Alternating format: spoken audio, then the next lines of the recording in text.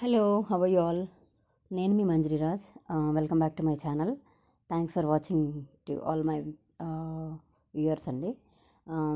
ఇప్పుడు ఏంటంటే ఆంధ్ర స్టైల్లో పులావ్ రైస్ ఎలా చేయాలో చూద్దామా? ఇది చాలామందికి తెలిసే ఉంటుంది. తెలిసిన వాళ్ళు స్కిప్ చేసి తెలియని వాళ్ళు చూడొచ్చండి. కొత్తగా ట్రై చేసే వాళ్ళకి కూడా ఇది చాలా యూజ్ అవుతుంది. బ్యాచిలర్స్కి, కొత్తగా ఉంటారు కదా, ఫ్యామిలీ పెట్టిన వాళ్ళకి కూడా యూజ్ అవుతుంది. ఇది మా అక్క చేశారు. మా అక్క వాళ్ళు స్పైసెస్ చాలా తక్కువ తింటారు, ఉప్పు కూడా తక్కువ తింటారు. మా సెకండ్ అక్క చాలా టేస్ట్గా చేస్తుంది, చాలా వంటలు చేస్తుంది మా అక్క. మా అక్క చేస్తుంటే నేను వీడియో తీస్తున్నాను. ఎలా ఉందో చూసి చెప్పండి. మీరు కూడా మీ ఇంట్లో ట్రై చేయండి.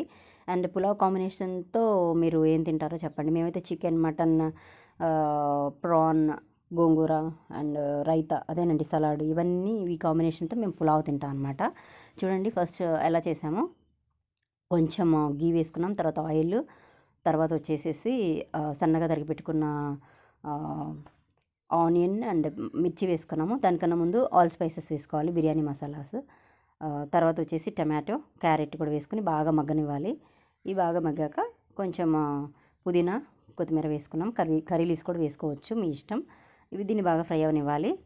ఫ్రై అయిన తర్వాత ఇప్పుడు ఏంటంటే ఈ టైంలో మనం కొంచెం కారం వేసుకోవాలి. చెప్పాను కదా కొద్దిగా తింటారని, ఒక స్పూన్ వేశారు. తర్వాత వచ్చేసి అంతకన్నా ఎక్కువైనా బాగుండదండి, మరీ ఓవర్ స్పైసీగా అనిపిస్తుంది.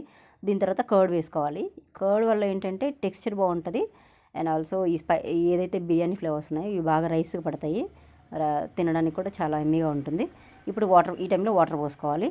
ఇప్పుడు 1 గ్లాస్ రైస్కి 1.5 గ్లాస్ వాటర్ వేసుకున్నామండి మేము.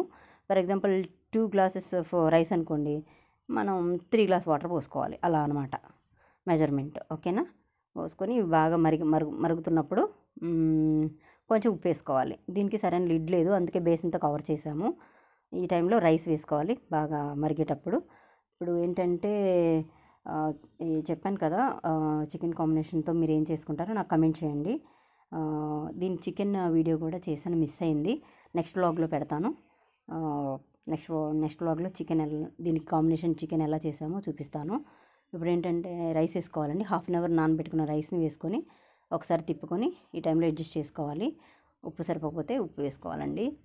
తర్వాత వచ్చేసి కొంచెం గరం మసాలా వేసుకోవాలి.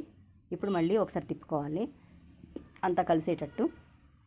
తర్వాత వచ్చేసి వాటర్ కొంచెం దగ్గర పడ్డాక ఇలా మూత పెట్టుకుని కవర్ చేసుకుని సిమ్లో పెట్టుకుని ఉంటే మెత్తగా, స్మూత్గా అండ్ ఏంటంటే పొడి పొడిగా చాలా బాగుంటుంది రైస్. ఇప్పుడు కొంచెం ఈ టైంలో కొంచెం కొరియాండర్, కొద్దిగా నెయ్యి కూడా వేసుకోవచ్చండి. చాలా బాగుంటుంది. ఏ కాంబినేషన్తో అయినా తినొచ్చండి. Thanks for watching my channel. Like చేయండి, షేర్ చేయండి, సబ్స్క్రైబ్ చేయండి. Thank you friends. Thank you all. Thank you.